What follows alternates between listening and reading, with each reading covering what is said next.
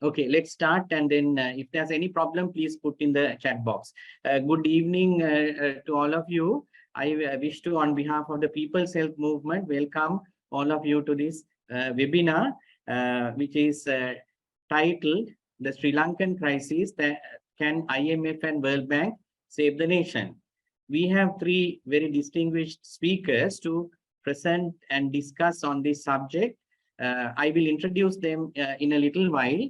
But I'll give a little background to this conversation that we are facilitating as People's Health Movement.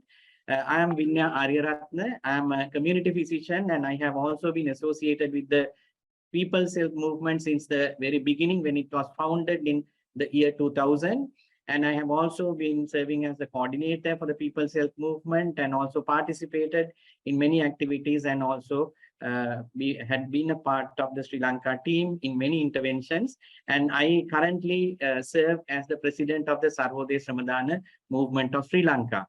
Sri Lanka is today facing a multidimensional crisis, which is confounded by food insecurity, threatened livelihoods, and shortages of vital and essential medicines, and rising protection concerns as well. So as civil society activists and as professionals who are involved in public health interventions, we feel that there are so many factors which are outside the public health setup which affect the well-being of people, and the role of multinational, multilateral, as well as institutions such as the International Monetary Fund are affecting this resolution of this crisis. And as we speak today, there is a team from IMF who are looking into the bailout package for Sri Lanka. So this is a very timely discussion. And let me straight away now go to introduce our first speaker. So we have three speakers. We have Professor Manoj Veerasinghe, who is the Professor of Community Medicine at the Department of Community Medicine at University of Colombo, who is also an executive council member of People's Health Movement, as well as he is currently the president of Sri Lanka Association of Advancement of Science as well. He will present to us on the Sri Lankan situation and the humanitarian crisis, and followed by Professor Ronald Labonte, who is at the Faculty of Medicine of University of Ottawa, who will give us an overview of the international financial institutions and their modus operandi. What are the alternatives? Then it will be followed by Dr. Diane Maria Blandina, who is a PhD student attached to the Aristotle University, and she will discuss about the international financial institution experiences of Kenya and Ghana. So let me, without taking much time, invite Professor Manoj Veerasinghe to discuss Sri Lankan situation and the humanitarian crisis. And Manoj, you have 15 minutes to present because we have a very tight schedule. And over to you to start your presentation. Thank you.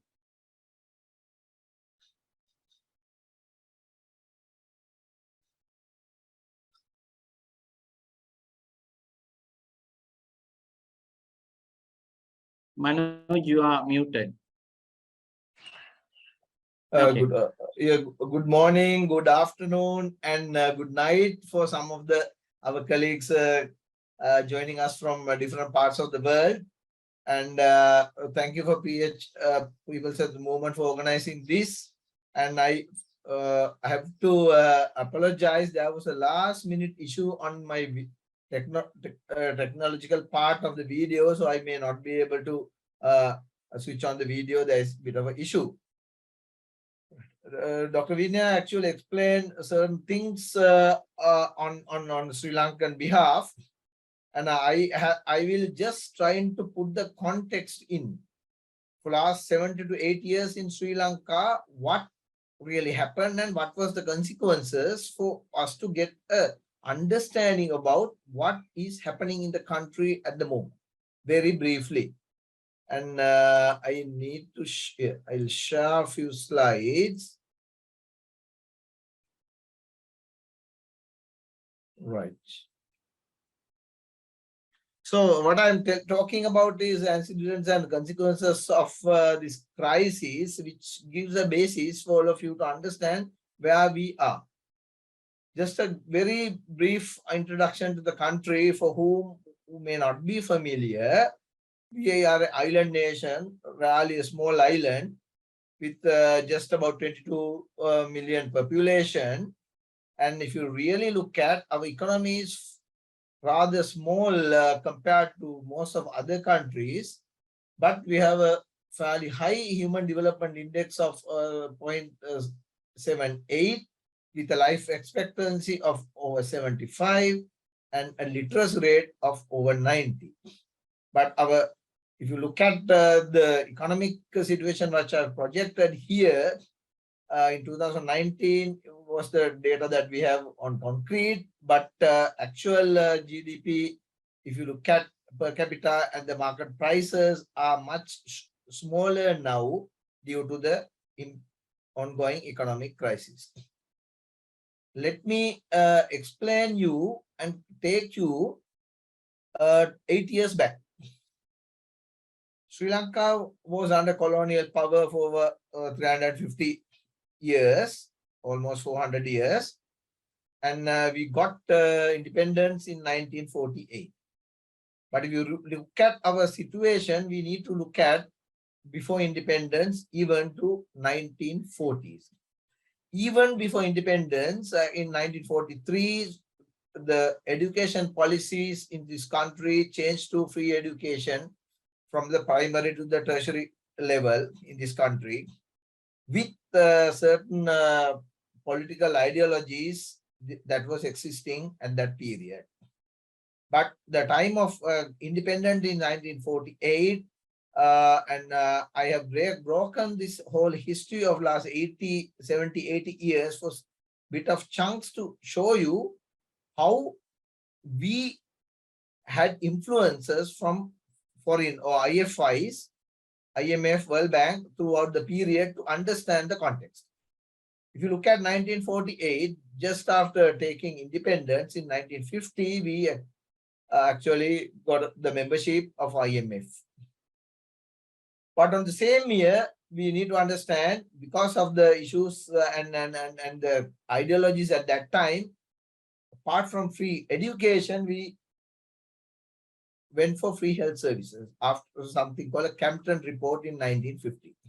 By the time of independence, our imports was only 36% of the GDP of the country. But just after the independence, we show a trend of more imports, even essentials, because there were shortages at the time that we were getting independent. For 48 to 56 is a period where certain political ideology was there in the governance. And we saw the first intervention coming from IMF in 1951 and 52, where they did a mission report on Sri Lanka. And in that mission report, they were not directly intervening, but the policy direction was to reduce food subsidies, which were high at that time, to do away with the state-owned enterprises, which has been developing during the Second World War period and so on. There were not direct loans or monetary interventions, but the policy interventions was such. But this major intervention of reducing food subsidies went into a huge civil disobedience campaign in 1953, which is called largely 1953 Hartal in Sri Lankan terms. So that time, that was the intervention. But the balance of payments were not bad at that time, which I will go into detail later. But in 1956, there was a major political shift in the country from main, I would rather say, bit right to major left or nationalistic policies, where majority of the private enterprises were nationalized, including transport and later the petroleum in this country. And the general understanding was to improve state-owned enterprises, and we saw many state-owned enterprises were established, developed during this period.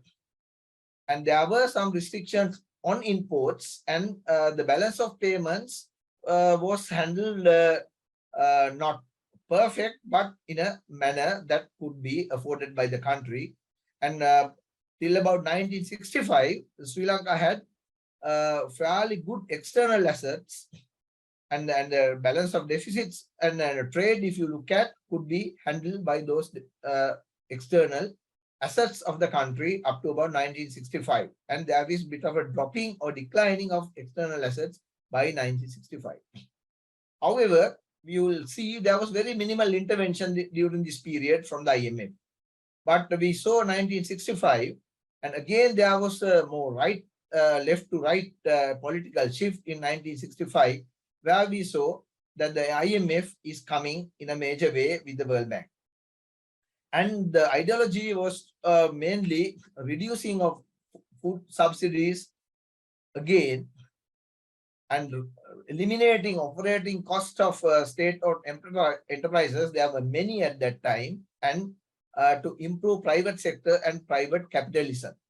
And this led to dependency of foreign aids, and the first standby arrangement came into Sri Lanka by IMF in 1965. And by 1970, close to 1970, we were much indebted with foreign loans. We had an issue of exchange crisis. There were major shortages, and there were issues at that time in the country in the economic side, which led to beginning of a more radical elements beginning their own parties and own struggles at that time at late 1968-69 period. However, because of these all issues in 1970, again, the political or the elections 1970, the power was given to a leftist government, which was backed by a major leftist element. And in 1970, we saw the total policies of the country again change from more liberal to more domestic and closed economic policies. However, because of the issues that were prevailing for some time, there was civil unrest in 1971, which is called insurgency, but it died down in a few days and few months. But we need to understand in 1970s, there was a global recession, and there was less supportive of IFIs at that time to that incumbent government, because it was a more leftist and looking from an angle of social welfare in the community. And this there were few interventions, one or two interventions in this period from IMF and World Bank, but not large. However, we saw within these ideological differences and political and economical changes done in 1970, there were more imports, increasing imports, less imports, increasing exports, and there were state enterprises which were flourishing. Then improvement of balance of payments, improving of our HDI index, human development, and the trade deficit in average was only about 22% during that period. And we saw some improvement in the domestic things and the external deficits and so on. However, because of these measures taken, domestic market, there were shortages of essential items and so on, and the government became unpopular by 1977. And 1977 election, the people voted for a rather far-right political ideology, where almost in 24 hours, the total economy changed, and the domestic or more closed economy was open to open economic forums with export, major imports, less exports, and major privatization trend on state-owned enterprises that was there, and exchange rates were actually more liberalized, and it became a good boom at the very beginning, but by about 2 to 3 years, people find it difficult to sustain. There was something called a general strike in 1980 across the country, but it was crushed in its inception And from that end, the trade union movement had a major setback. And there is a major involvement from IMF and World Bank throughout from 1970 up to now in this country for last 45 years. And there was another insurgency starting in the 1988-89 period, which a very deadly struggle, and it was crushed later. But on the same time, we saw the armed struggle happening in northern part of the country, which continued, and it also had a major impact on the economy of the country. There are two chunks that I've gone very quickly, which is 1994 to 2002 and 2002 to 2004. There was continuation of neoliberal policies throughout. Now the trade deficit is widening. Major trade deficits, imports was the stake, less domestic production, and the state-owned enterprises were almost privatized in a major way. And we were borrowing, and we are having major links with IMFs and others. But there is a phenomenal change in 2004 to 2015 and beyond 2015. We saw beyond a dependence on direct foreign aids from other countries, we were going to open foreign market for sovereign bonds at market interest rates and market prices, which means that our trade deficits were actually widening, less exports, increase imports, and very little domestic production. It went throughout up to now. Therefore, sovereign bonds was the state of getting and balancing payments in our external account. So these were the major issues. If you look at from 2015 now onwards, our GDP, there was some boost, but later it was declining. There was a major trade deficit, and all these accumulation have come to now in 2021-22. Now the inflation has gone above 60, food inflation over about 80%, and there is no foreign exchange at all, and we are almost in a zero account with a social crisis leading to a civil unrest. And next couple of slides, I will show you some interesting figures. If you look at for last 17 to 18 years, the blue line is the foreign reserves and red is the foreign debt. If you can see, there is some foreign reserves maintained from 4,000 to 5,000 million US dollars, but our debt is increasing as a rapid rate. And you could see by 2021, our foreign reserves are going down. This is very interesting to see the next figure. If you look at the next, how did we maintain our foreign reserves? If you look at the above and the below, you could see since 2007 upwards, we have maintained our foreign reserves based on sovereign bond injections throughout this period, which was borrowed from international market on market rates. And that is where we are going into a major issue sooner or later now. If you look at from 2007 to 2019, the number of sovereign bonds that we have taken on rates, which are fairly high rates, and now we have to pay them. If you look at from 2015 to 2019, almost 12 billion US dollars were borrowed, about 70% of the total borrowings of sovereign bonds, and now the maturity dates are coming, and it is going to go for many more years. So the issue of foreign deficits and foreign reserves and maintaining and the possibility of we need to pay back is looming in the background. So this is the crisis that we are really having now. And just two things. If you look at the Sri Lankan position in the IMF, those who know, IMF works on its own economy's strength. They have their own unit for that. And based on that unit, they give, there is a power structure in the IMF. If you look at, based on the available votes, EU has the highest number of votes, about 30%, US about 16.5%, China 6, and if you look at India 2.6, and Sri Lanka, if you look at our economy, our voting power or the actual power for negotiations in the IMF is 0.1, which means we have to depend on IMF and other countries when we are going to negotiations. And if you look at the real debt situation for IMF by Sri Lanka, this is what we see from 1990 to 2018.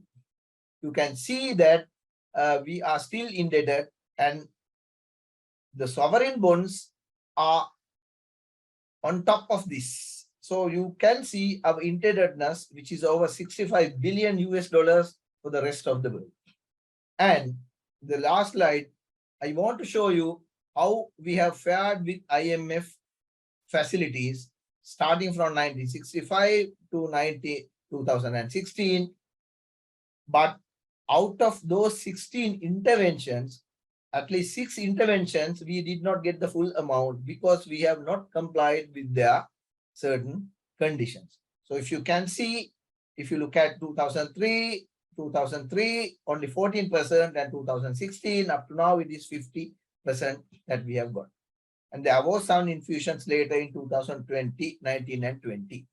So this is what I want to show. This is the actual financial situation across this country with the rest of the world. But the issue is just going to IMF and asking for 3.5, another facility, standby arrangement, can we survive? Is that the solution to our issue? Can we improve our domestic production by just having that in mind?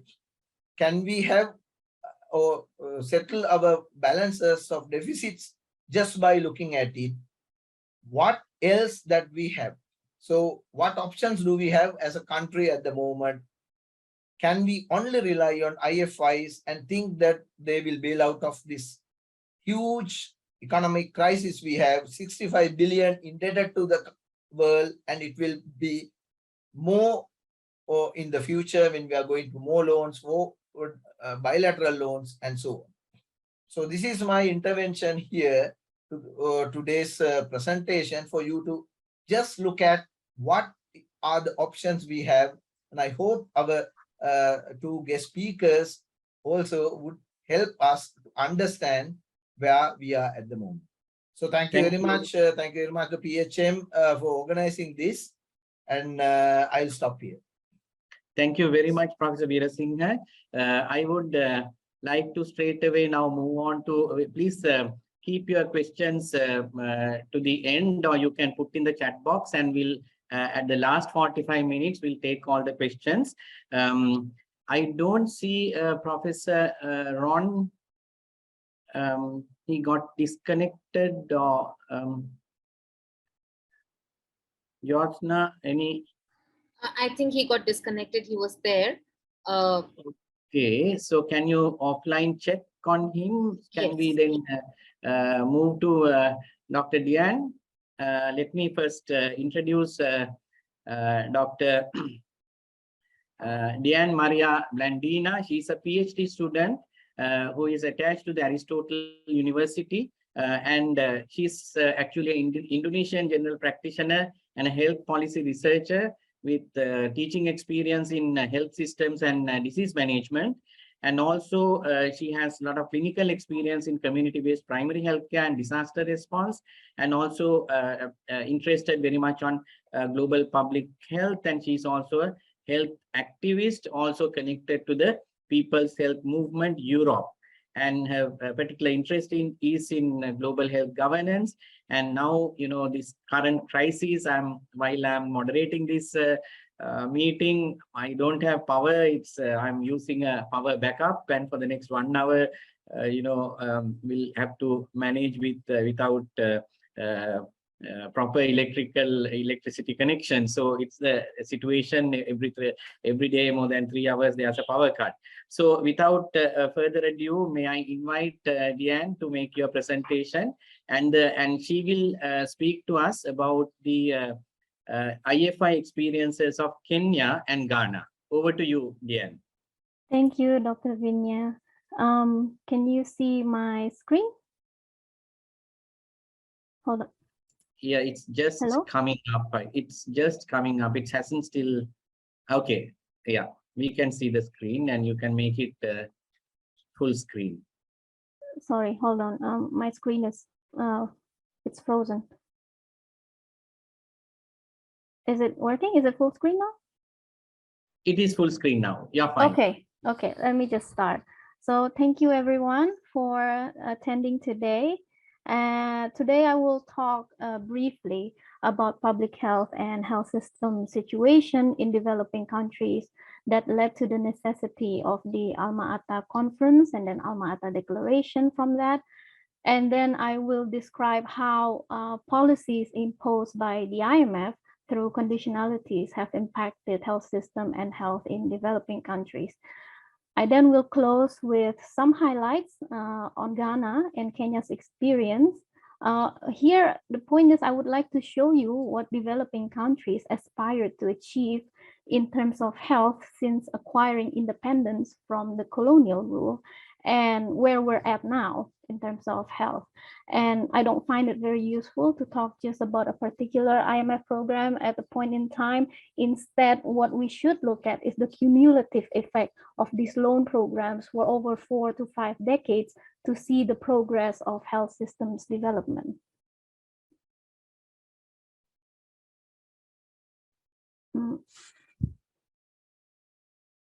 So what led to Alma-Ata? In 1950s and 60s, developing countries became independent and inherited healthcare systems modeled after the systems in industrialized countries, meaning mostly curative or medical and hospital-based. But nevertheless, in spite of that, infectious diseases were rife and public health programs of international agencies were largely targeting specific diseases, and they were only short-term interventions, and they were not really addressing the majority of the population's overall health burden. And the situation became even worse in the 1970s. Populations continued to experience failing health outcomes while the spending in healthcare kept rising. The Christian Medical Commission, who had facilities and work in so many of the developing countries, also found that their affiliated hospitals became obsolete. The operating costs were getting too high and some of them had to close, but nothing yet achieved in terms of improving the population's health. And the locals even see these institutions, the hospitals, as a factory to repair broken human parts, which is even worse. So then, because of that, the CMC looked for community-based experiences from all around the world that were successful at the time to improve population's health. And these were programs that reached beyond medical care. So these programs included agricultural productivity, shelter building and proofing, education, etc. There are many more. So these success stories and shared experience from all over the developing world were presented at the Alma-Ata conference, and it became the basis for an aspired healthcare everywhere. So in a way, it was an awakening that health system must respond to the basic needs of the people for social justice in order to improve health outcomes. So what happened then? So not long after the Alma-Ata conference in the 80s, developing countries fell into a series of crises and had to enter loan programs with the IMF. I call it structural adjustment loans here, which is technically incorrect, but I put it there deliberately to emphasize the fact that these loan programs, even though they've undergone cosmetic reforms, at the core, the structural reforms that are being pushed are still the same. And as you may already know, there are strings attached to these loans, the so-called conditionality, which is policies that government would have to implement to get the full disbursement of the money. So what do these conditionalities, economic conditionalities, have to do with health? Well, actually quite a lot. For example, there are the immediate effects on health, like currency devaluation, for example. This policy makes imports of medicines and medical technologies a lot more expensive, and also prices of imported food also increase, which can result in the worsening of health and nutrition, especially on children. And the push for privatization of healthcare services, which goes hand in hand with the budget cuts in government spending for health, often results in less access to healthcare for lower socioeconomic groups, rural poor, and marginalized communities. And there's also deregulation, which is lessening the regulations that govern the provision of healthcare services, and also regulations that are meant to protect the health workforce. Austerity policy, which is imposed on every single IMF program, severely impact the health system and people's health in a number of ways. Just to name a few, the numbers of health personnel would be reduced, salaries of health workers gets reduced or frozen, community or public health programs and services, they get withdrawn, and planned expansion for health services usually are canceled. Number of hospital beds or health facilities reduced, sometimes even closed, because there is that spending is not allowed. And health services fees also raised, or where they were previously free of charge, the healthcare, now there would be introduction of fees. So there are many more.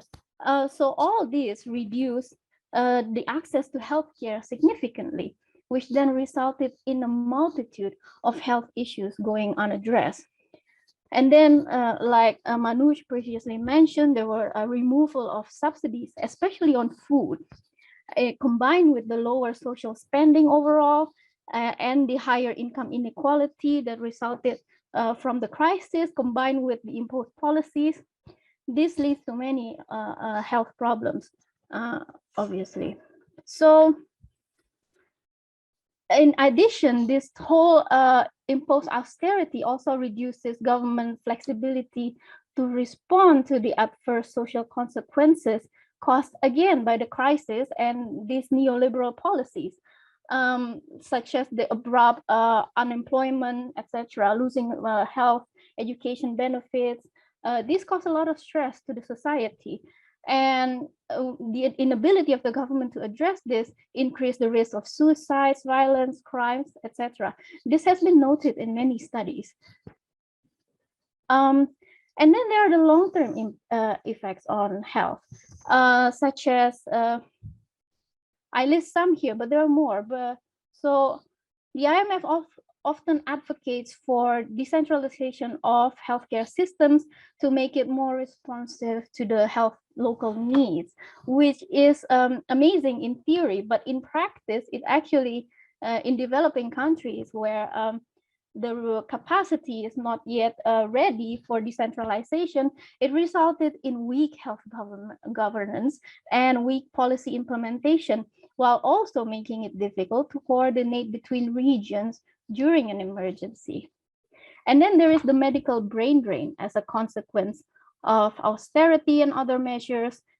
This is not easily recovered once the program is finished, or even many years after that. And then the policies to liberalize trade, they create higher economic insecurity for poorer households, combined with influx of processed and cheap food.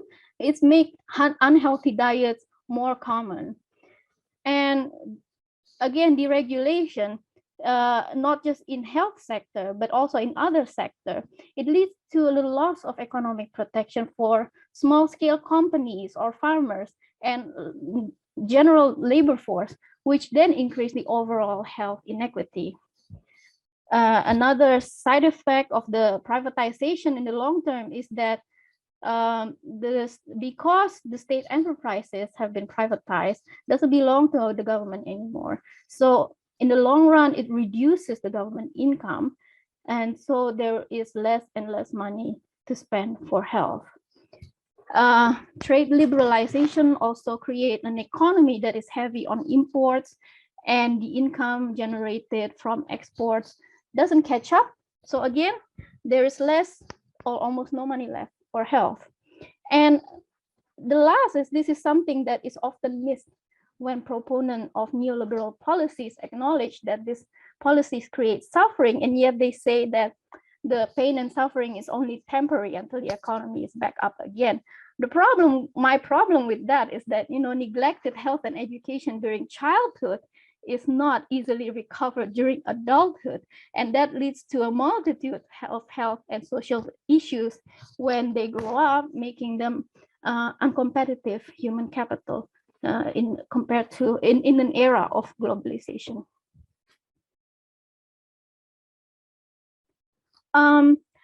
And then I would like to point out also the gendered impacts of these policies.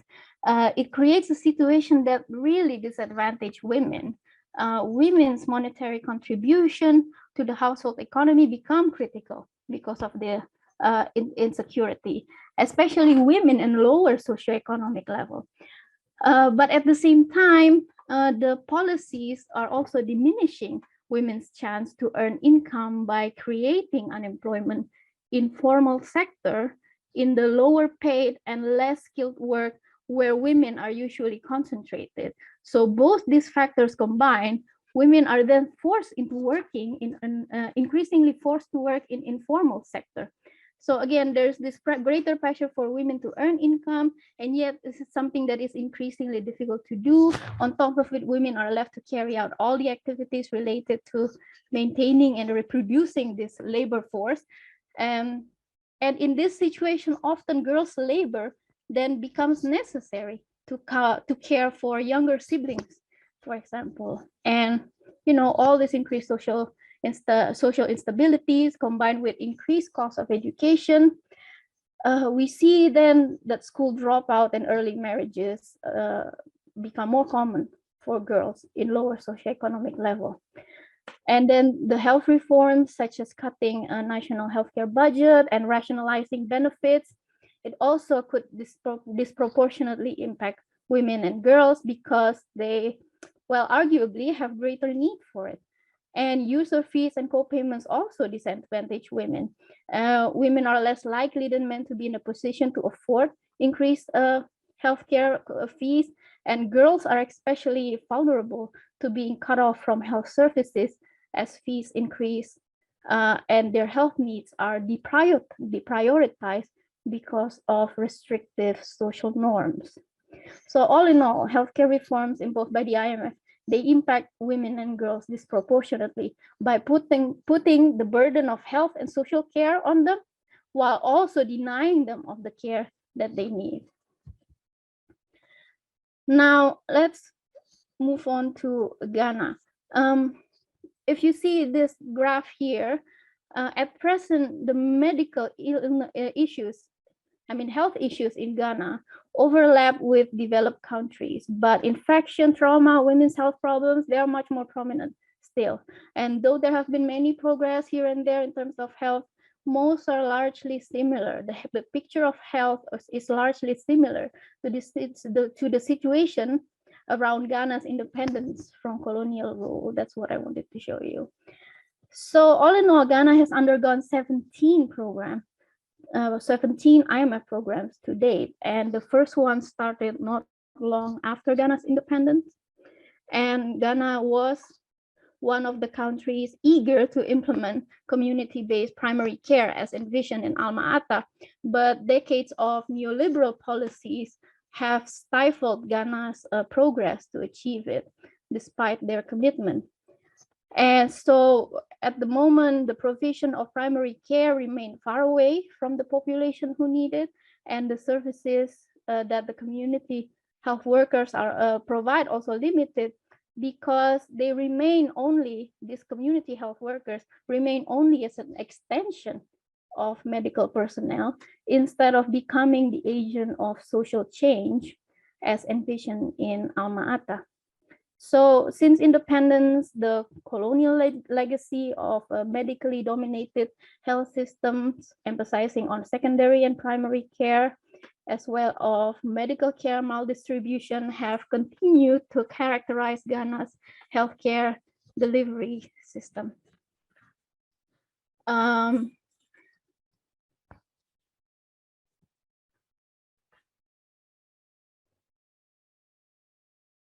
So during the colonial era, what I would like to show you from the picture here is that during the colonial era, the health facilities were concentrated in the southern section of the country, where the ports, commercial centers, and mines and cash crop farms were located.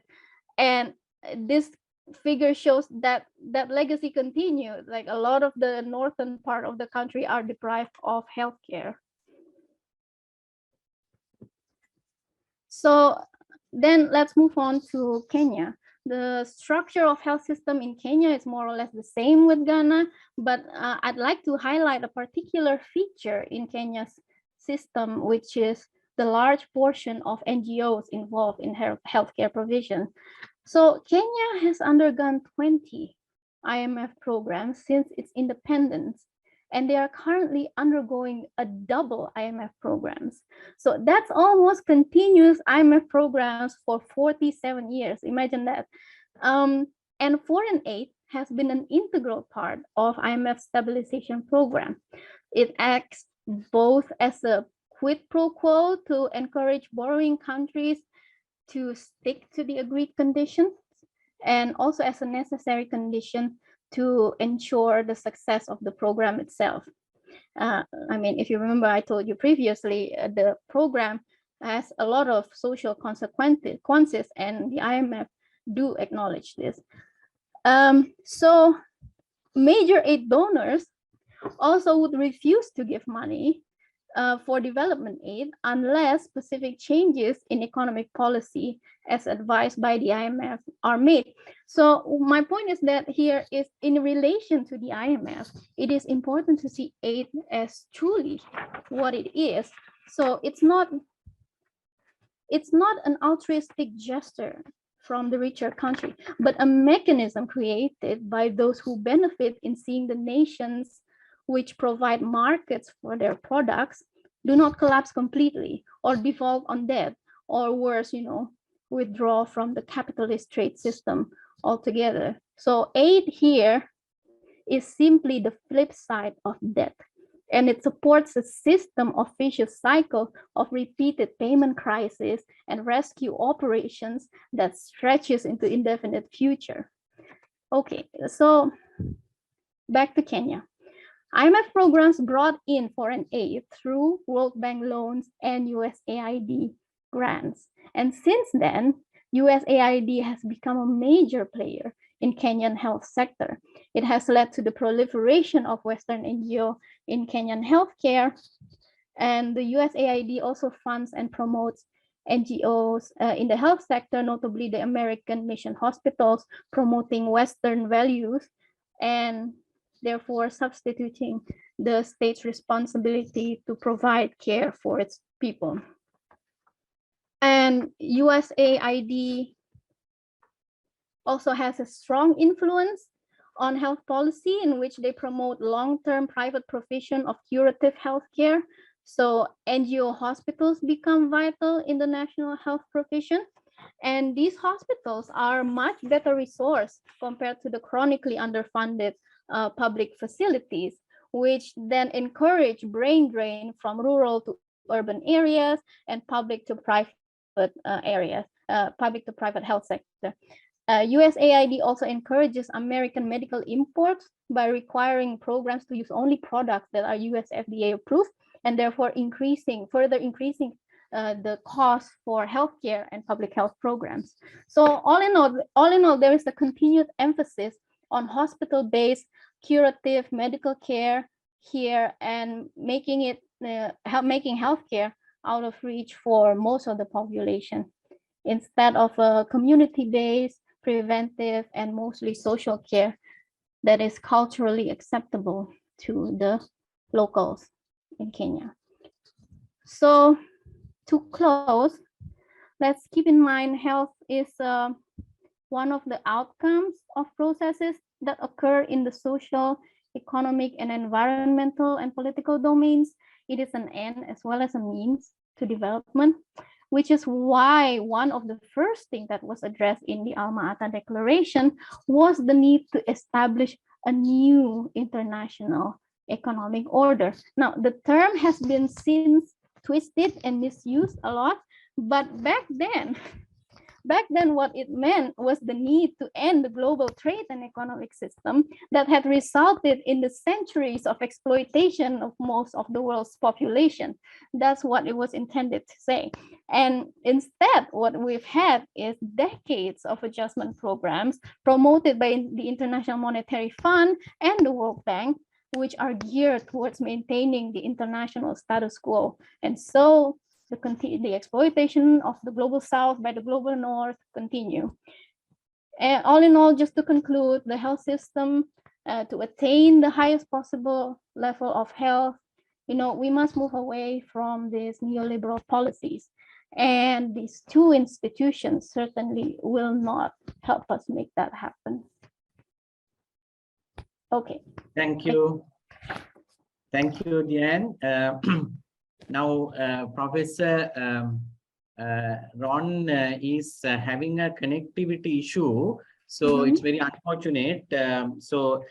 Professor Ronald Labonte from University of Ottawa, Faculty of Medicine, is supposed to be the next speaker, and he was supposed to speak on he was going to give us an overview of the international financial institutions and their modus operandi, what are the alternatives. So, but he has sent his note, he has sent a note to the secretariat, PHM secretariat. So I would like to invite Joshna Singh to present that paper to us because Professor Ron is unable to join. I hope he can still join for the Q&A session. Over to you, Joshna. Yeah, thank you so much, Dr. Vinya. And just to let everybody know, and so Ron has sent this 2-page note, and I think he was going to draw most of his presentation from there. So should I read out the entire thing? Because I went through it just now. And of course, I mean, it is so well written and it has amazing ideas in it. So I think you should present the full thing, and if you can put on the screen, that might be better, no? If you can. Right, that will be a good idea, because yeah, I cannot summarize it. I won't be able to do justice to it then. So I'll share the screen then, yeah, and I'll try to.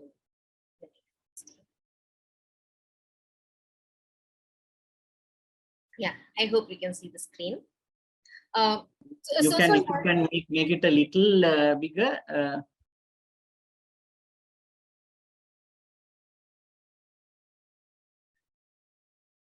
Is that better? Yeah, that's much better. Excellent. Perfect. So yeah, so I think what Ron would have spoken, he wanted to go first into the history of IMF and World Bank and their policies and what has happened since their creation till very recently, and then talk about some of the other possibilities that exist and what you can do if you don't want to go with IMF and World Bank. So I will mostly read out. And as I said earlier, can't summarize. It's such a nicely written paper otherwise. So first, a bit of history. The IMF and what is now known as the World Bank were created in 1944 to manage the aftermath of the Second World War. And the IMF was to be the emergency lender of the last resort to countries facing macroeconomic problems. And the World Bank was to provide loans and grants to rebuild ravished Europe. And then later other economies, especially in the low-income countries, came into the picture. And that happened in the context of Cold War geopolitics. When the global economy went into the crisis and this sudden drop in the oil and the oil price shocks of the 1970s, many developing countries faced sovereign debt crisis, that's what we call it, that threatened the stability of global capitalism. That is where enter the structural adjustment policies, which Diane also referred to. And that was happening in the 1980s and the 90s, which imposed on recipient governments as conditions of IMF loans or World Bank loans or grants. So the structural adjustment policies adopted the neoliberal economics promoted by conservative governments, such as that of Ronald Reagan in the US and Margaret Thatcher in the UK. And it emphasized small governments, fiscal retrenchment, trade liberalization, privatization, financial deregulation, and minimum social protection. Now, these neoliberal policy requirements proved disastrous to health, education, and poverty reduction, especially in the countries most dependent on them, which were largely in Africa and Latin America. And that is why in those countries, 1990s are referred to as the lost decade. Subsequent research established that the fiscal contraction demanded of indebted countries were bad for the health and social well-being of women, children, the poor, rural communities, and societies overall. They failed even to stimulate economic growth, the rationale used to defend them. By the 2000s and adoption of Millennium Development Goals, there was greater insistence on these bailout conditionalities that governments should try to protect their health and education budgets, even as they cut back on their overall spending.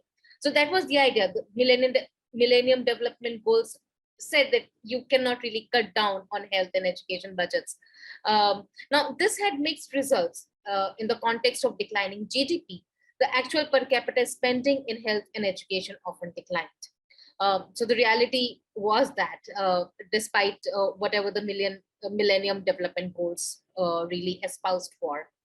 In the aftermath of the 2008 global financial crisis, it was a crisis of globally liberalized and deregulated investor greed that made some people wealthy and others very poor. In that aftermath, IMF policies and most of the world's governments implemented what we now refer to as austerity, a sort of structural adjustment only. This was something new for the rich world, but just a repeat of conditions which the developing countries were already familiar with. And then, as we know, came the pandemic. And with it, once more, the rising debt burdens of many low-income countries, once more reaching the same levels that led to sovereign debt fund defaults in the 1980s and the earlier rounds of its structural adjustment policies. Now, the new IMF narrative stresses on the importance of avoiding a post-pandemic divergent recovery. And in that, some countries steam ahead with high growth rates underpinned by the robust government interventions, but the other countries fall far behind. And in this account, rather than budget cuts, governments should invest in employment and human capital formation. I think this was the main point that Ron would have liked to speak. And this sounds good as policy sound bites, but in many cases, IMF emergency loans continue to require fiscal cuts and the liberalized and privatized agenda that keeps many poorer countries in a dependent relationship with the world's rich countries. Now, one study found that although the policy rhetoric has softened, the impacts of IMF loan conditions will see over 80 countries experience fiscal contraction over the next few years. And just to repeat, because this is, I think, is very important, that the impacts of IMF loans conditionalities will be seen in 80 countries in the next few years.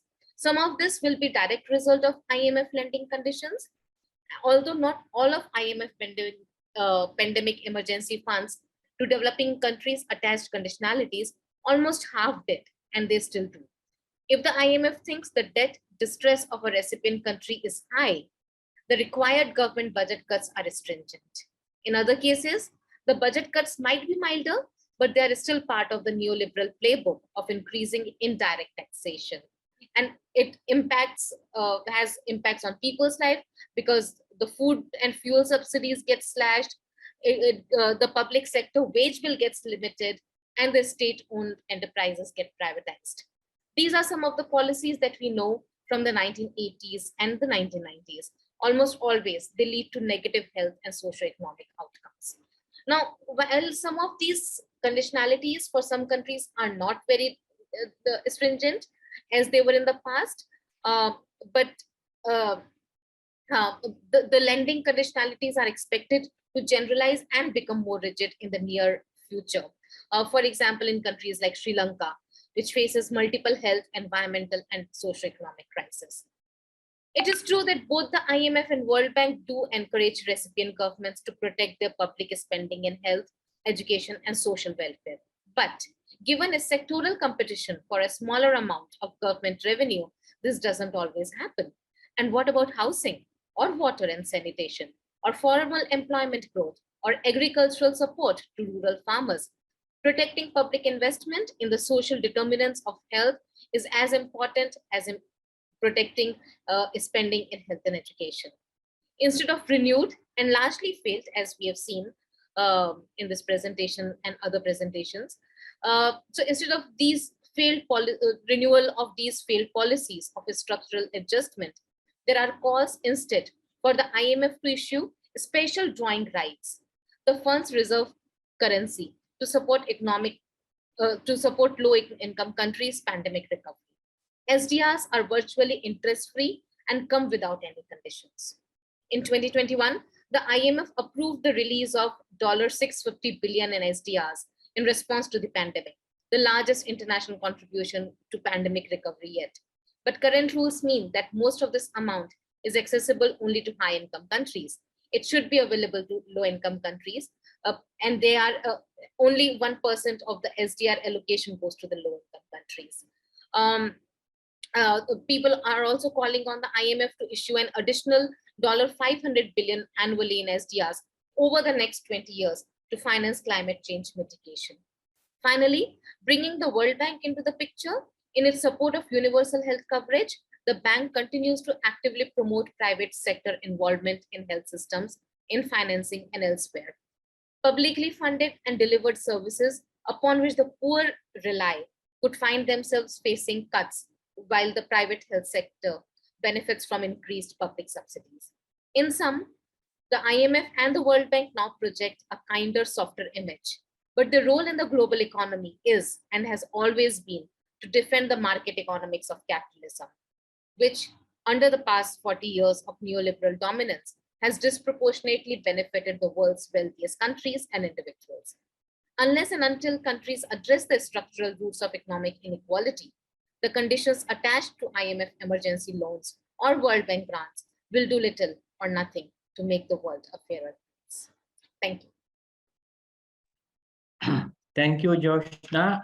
I think it was a very comprehensive note. I just wish that you could be here to explain, elaborate on these points, and also answer any questions from our audience. So let me, now we have about half an hour. So we have two of the three resource persons who were invited for this webinar. Can I open up for questions, and Deepika and Yoshna, you can follow the chat box and alert me of any questions. So you can either raise your hand and then ask to speak, and then we will, or you can put the questions on the chat box. And any comments also, we know that there are some very distinguished academics and practitioners who are here, who are very active in national issues in Sri Lanka. So we are deeply honored that you all have joined us today. So please feel free to comment, contradict, or whatever you may have to say on the three presentations.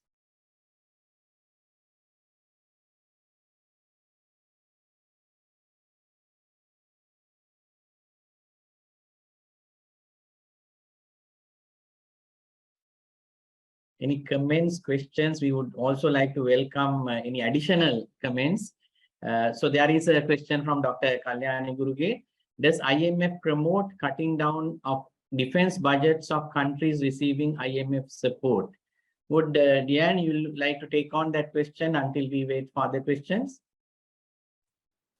Not that I know of. Usually military budget is calculated in a different way when they count about budget deficits. So they don't usually touch that. And in any case, I mean, developing countries usually don't really have very high military budgets spending until very recently. But So, the case of Sri Lanka is different.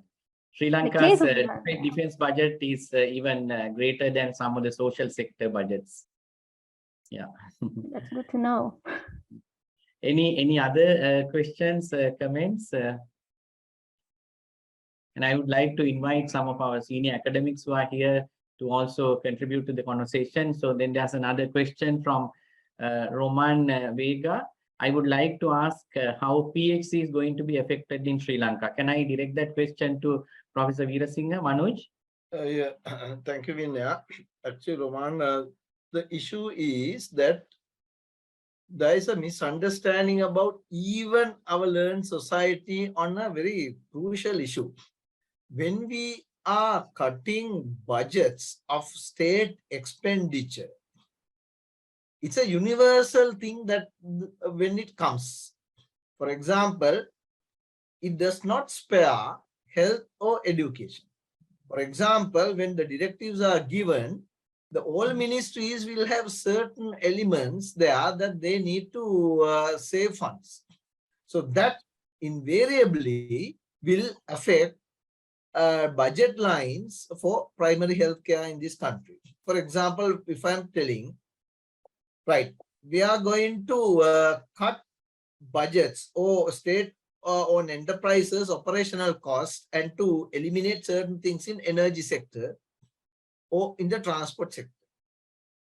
Is it going to affect the health sector? For example, health ministry need to pay its electricity bills. I'm not telling that they should not pay, but they would have a credit time to pay electricity bills and maybe other fuel bills on credit for some time to the energy sector. When these are fully privatized, that flexibility, leverage will be totally gone out. Therefore, they will find difficult to sustain. For example, hospitals will find difficult to maintain. Then, secondly, when there is cuts for government recruitment, then it is universally applied. That is what we have seen. Then we cannot recruit a ground level, grassroots level, even those healthcare staff, and to maintain them and to give them adequate support and facilities to do the primary care work at the ground level. So directly in paper, we will see, no, there is no direct cuts we are going to preserve, but indirectly, this is going to affect them serious way.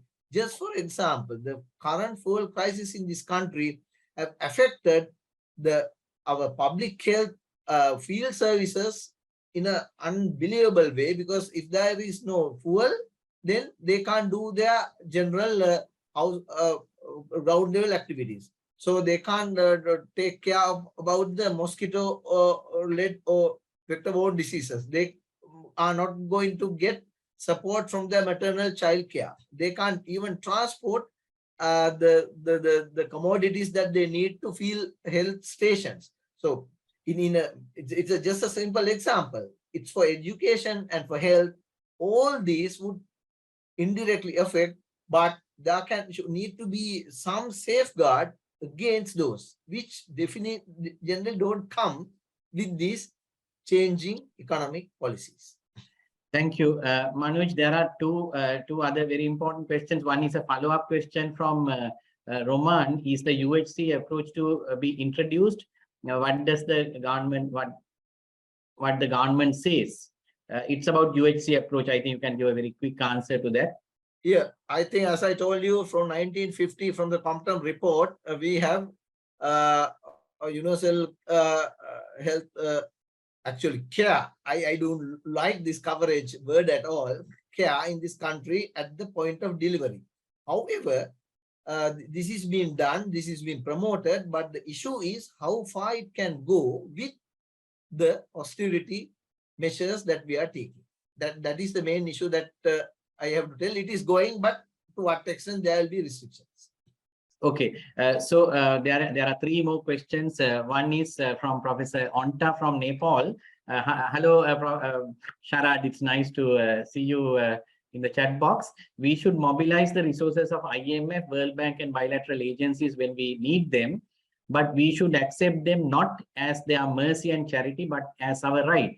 We must use our own potentials and strengths. My question to Professor Manoj: what are the potential strengths of Sri Lanka? And then there's an, I think, connected question I'll take from Professor Catherine Marshall from Georgetown University. Could you comment on your understanding of how national politics influences the economic models that are pursued? It is surely oversimplifying the narrative to frame it entirely as driven by IMF approaches. We'll take up these two connected questions and I'll read the next question after you answer. Yes, yes, as Sharad's question, yes, Sri Lanka definitely have strengths of our over 70 to 80 years of development of our health system, which reaches our own grassroots levels. So we need to strengthen the current health system, providing adequate support. And that is what we can show that, as I told you, the Human Development Index, our vital statistics have improved based on those policies, not because of anything else. It is not because of privatization. It is not because of private sector directly involving and having higher share. It is basically due to the state taking a major portion of healthcare delivery in the country. So that is the main strength that you can show in the negotiation. Second one, I just missed the last part of the question. Could you comment on your understanding of how national politics influence the economic models that are pursued? It is surely oversimplifying the narrative to frame it entirely as driven by IMF approaches. Yes, yes, national politics, as I told you, from 1940s to 2020 or 22 at the moment, we have governmental politics changing from one to other up to about 1977. Bit of a right wing politics to left wing politics. But after 1977, after neoliberal policies was taken in board, we have not much of a change from 1977 to up to now, although rhetorics in the political arena states that we are going into more socialistic and whatever. But the general underlying underpinnings and the themes has been almost the same. They were looking from the same ideology. And on the other hand, if you look at it, I am not totally telling that all our consequences are due to IMF. What I'm telling is national policies, and on top of that, a huge corruption that has been going in the ground level is also to be blamed into this. All these, and as I told you, the current collapse, sovereign bond, which seems to be linked to corruption, is also having a huge contribution to the state that we are in today in this country. Thank you. There is a question from Professor Saroj Jayasinghe. How do the Chinese lending facilities differ from IMF World Bank lending? How do they differ in their impacts on Sri Lankan health system? Again, it should be you, Manoj, to answer. Yeah, it's a very difficult question because some of the conditionalities and others coming from Chinese side of lending is not clear to us also. But what they have done basically from my understanding is they are investing in very strategic places in this country, which could impact on the basic governmental policies and long-term policies. Therefore, their lending is somewhat linked to building assets inside the country rather than only on the loan payments. So they have a hole in the national politics. It's not only I think China, but many others regional powers are using this leverage to get more political and economical stability for their investment in the country through the politics. Yes, there's another follow-up question. What was the main reason for crisis in Sri Lanka? I think it's already partly answered from Nimuthu. How the crisis affect the Sri Lankan image internationally? I think, as I told you, this is not a crisis came overnight. It's a crisis based on at least 3 decades to 4 decades of different policies, maybe beyond that. But not looking at real domestic production and investments and to generate and thinking from the local Lankan, but unusually and too much emphasis on foreign aid and totally depend on foreign aid. But this was in the same trajectory. But I think there are few things which have come into place within the last few years. One is it aggravated by the agroeconomic issue that we started about 1.5 years back with the fertilizer issues and banning. Then there was a food crisis coming in parallel as a consequences to the fertilizer ban. I'm not telling that it could have done in an incremental way, which could have avoided such a huge impact on the economy. Second one, rather than trying to fix our foreign reserves in a more constructive way, we were going to market rates, interest, and borrowing sovereign bonds, and now we are in a real difficult state. We can't pay it, and we can't get any more loans, and we are almost zero in our foreign reserves.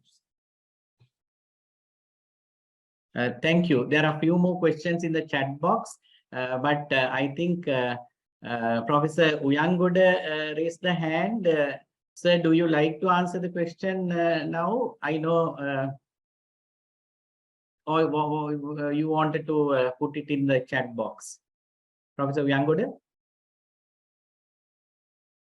Okay, we'll wait until your response. So there are two other questions. Roman's again a follow-up question: how social movements, communities, and unions are assisting IMF and World Bank conditionalities? I think it's in Sri Lanka. I think we need to understand one very clear thing. From my understanding, since 1980 general strike, there was no very concerted movement of all or major trade unions to get and resist. The trade unions were more or less, unfortunately, were also going on political lines and political party lines, and that made them weak. So therefore, they certain unions with some socialist ideas resist. On the same side, there are other unions who will definitely support the moves that we see even now. So there is two sides of the it. Particularly those who are in the power, trade unions in the power don't resist, but those who are on the other side resist. So I think diversity of trade unions have a mixed resistance for these measures. Thank you. Leanne, would you like to comment on? I think you also have commented in the chat box, but I think it will be good for you to also comment as an outsider based on the experience of Kenya and Ghana as well. Yes, thank you, Dr. Vinya. I was just saying in the chat, Catherine had a very good question there, but it seems like oversimplifying the narrative and everything is, IMF's fault without acknowledging the political aspects. Of course, we have to acknowledge that there are governments who seek IMF interventions to pursue neoliberal policies, because if they implement it themselves, there'll be like a huge fight from the people. So to take the political blame off them, but I still lay the blame on the IMF here because of the fact they still pursue these policies despite all evidence, saying otherwise and all the negative effects. And they are supposed to acknowledge this evidence and change their policies and approach. Even between economists, there are a lot of debates about the kind of policies that the IMF pursues, such as, the very low budget deficit for developing countries that is very hard to meet. There's not really evidence for the numbers that the IMF put on the targets. So these kind of things that they still don't change their approach, and they remain fixed on this recipe of neoliberal policies, and this allows them to be used by those who benefit from it, mostly the business and governing elites, of course. Thank you. Dileepa, you want to ask? So we'll allow open your mic. You can ask the question. Thank you, Dr. Vinaya. I have two questions. I'll try to be brief. The first question, can you hear me? Yes, very well. Okay, great. So first question is on this rhetoric of privatization. As previous presenter, I believe it was Dr. Manoj, who mentioned, was it like World Bank and IMF in their negotiations, in their structural reform, as they call it, they encourage privatization. And I see our middle class and the upper middle class do believe this story, this narrative of privatization will work for the best of the economy and living conditions of everybody. And the examples we are always given is when telecom was privatized and when media was privatized, and then when Sri Lankan Airlines had a bout of been operated by Emirates, and when it achieved profitability of some extent. So now these so-called success stories are thrown back at us and said, you know, if you privatize, things will be okay. So and do we have data where privatization has gone wrong, I mean, there are many academics here, including the panelists. Are there data where privatization has gone wrong, or should we start talking about it?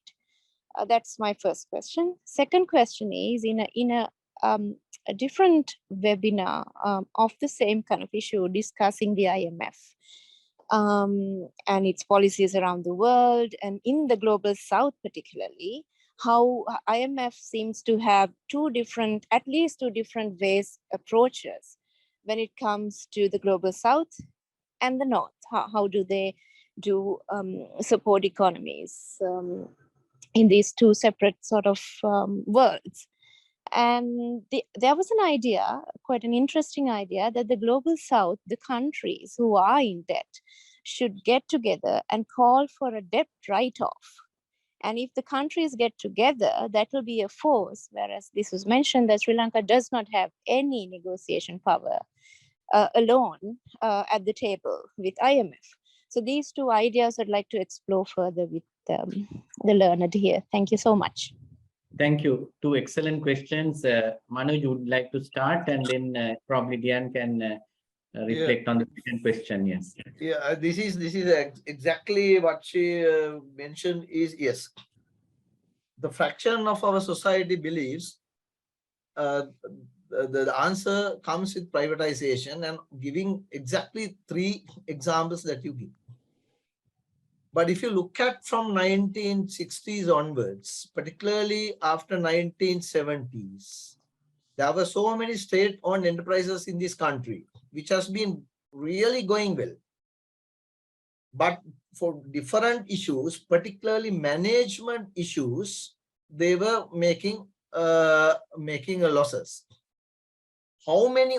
We are only looking at these 3. But if you're looking at so many industries that were there, did they really fare after so-called privatization within the last 30 to 40 years?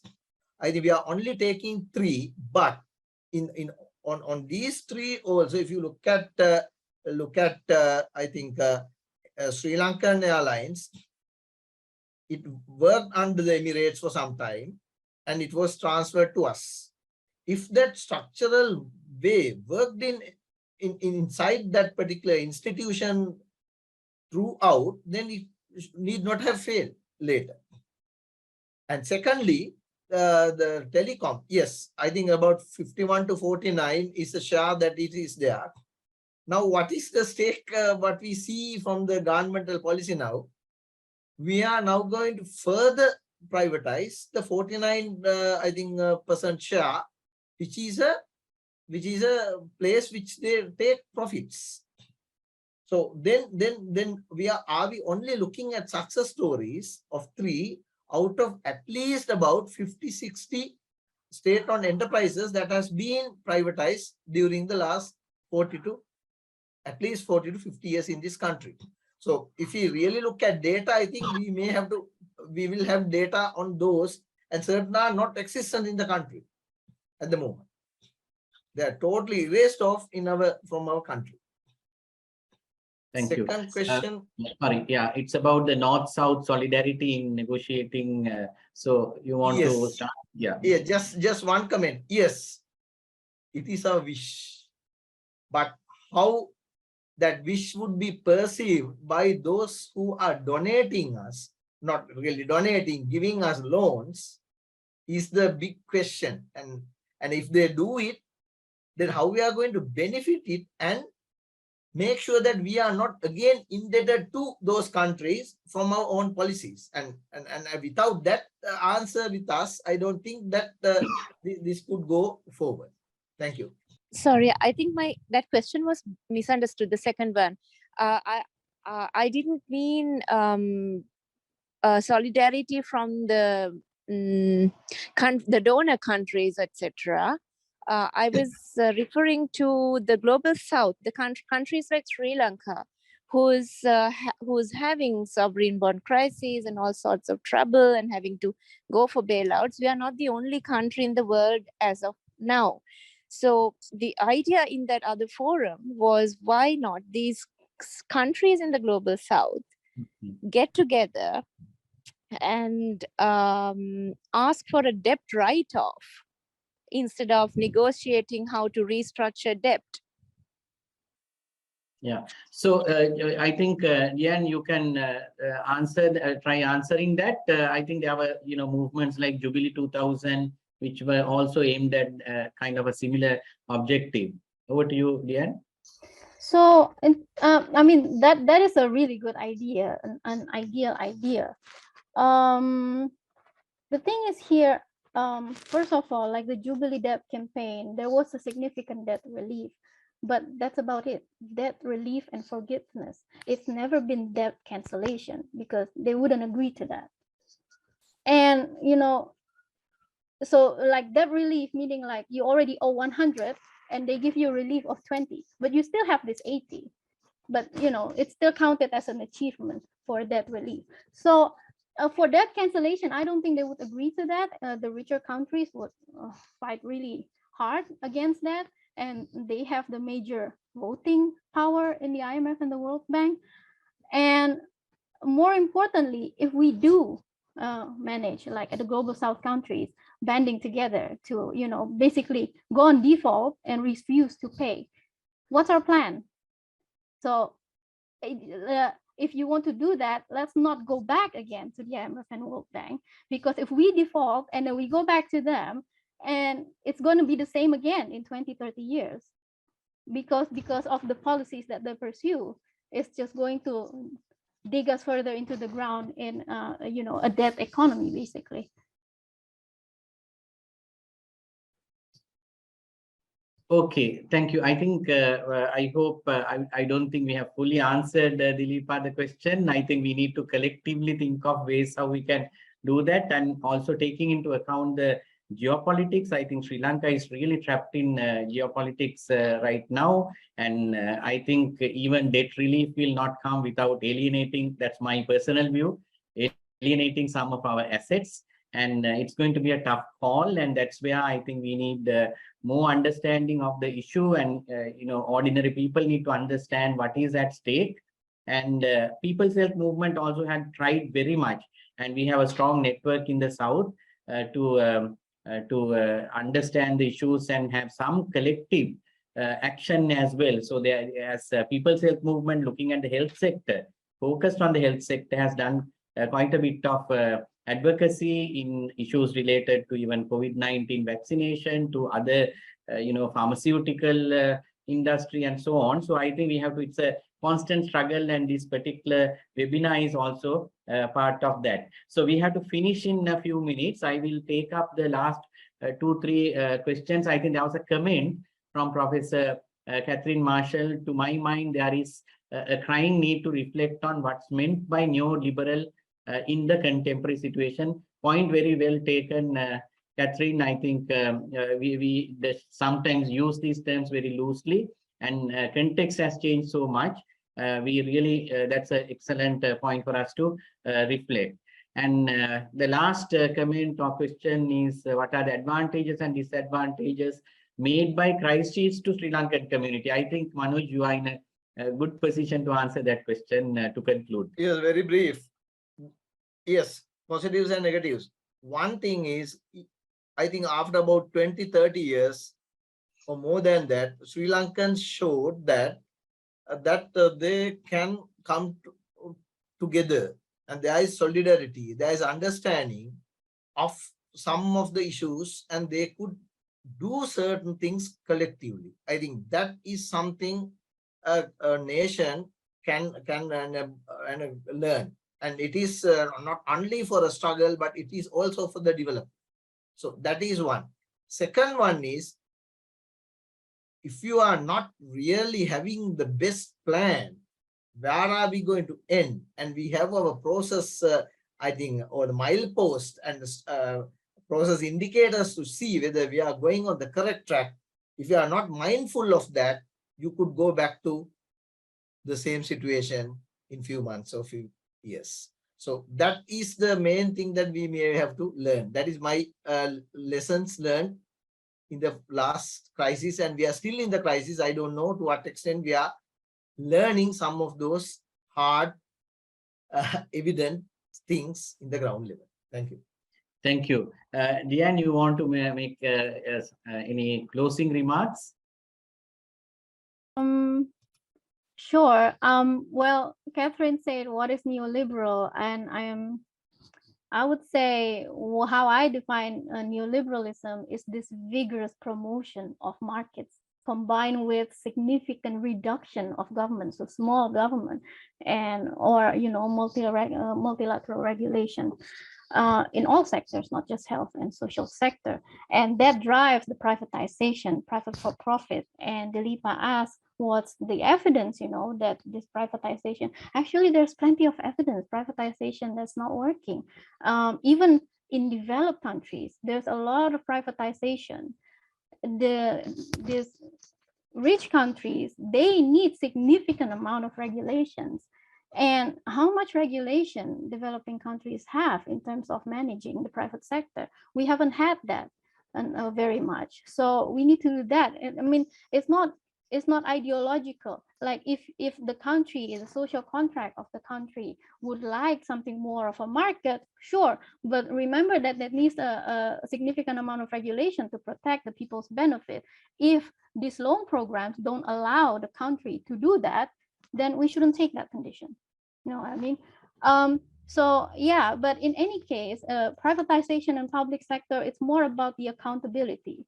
Private sector, especially the for-profit one, definitely is not accountable to the people, whereas the government, they have a legal duty to be accountable to the people. And that's why we must pursue a significant amount of public provision, well, despite, private sector. Thank you. So let me conclude. I think I would like to add to the last question about what are the advantages and disadvantages. Every crisis also creates an opportunity. I think there was a direct experience of the crisis by all sectors of our community, all social strata. I think really gave us an opportunity to think as well. Why did we, end up in this situation? What can we do as citizens? And I think we have been maintaining a lifestyle that we just couldn't afford. I think we were consuming more than what we were really earning. So that's at the root of also our problems and the corruption and the bad governance. So people, particularly the young generation, we had what we call the Aragalaya, or the uprising of the youth, which made significant political changes in the country.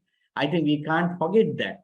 Now, that itself brought about a real consciousness amongst people that, things are not going well, and we need to rethink fundamentally the systems that exist in this country, and that's why they ask for a system change. The young people asking for a system change. So I think there was that great reawakening of people's minds towards a better and a different form of governance and economy, and that conversation is going on. And also as a civil society activist and also a practitioner, public health practitioner, I've seen a lot of creative solutions. Today is not the forum to discuss those, but we can capture some of the alternatives to the economic crisis, some alternatives to the health crisis coming up from the grassroots. I think these are things that can be scaled up, which can be connected to the macroeconomy. So I'm a firm believer of such alternative systems where the best of technology, communication technology can be connected to entrepreneurship, and also looking at better efficient production. And also now there is a power cut in Sri Lanka. People have been looking at alternatives to, alternatives like solar power and also transport system. So I think it has really shaken up the society. So we will look for alternatives, and Sri Lanka is a country which has always somehow tried to recover from, whether it is a natural disaster like tsunami or the war. So this is also a crisis, but it's not an easy crisis to deal with. It has to do with the structures of governance and structures of economy in Sri Lanka. So we are deeply committed to somehow find solutions collectively.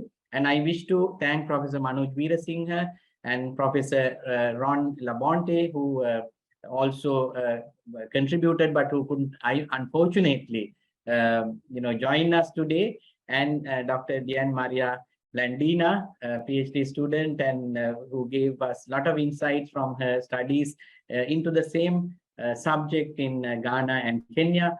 And thank you, PHM Secretariat, Dilipa, Josna, for making all the technical arrangements, and to all our participants who stayed until the end and who had also been asking very rational and very important questions, and for this contribution. So thank you all for joining, and wish you all the best. And I hand over back to Yoshna to conclude the session.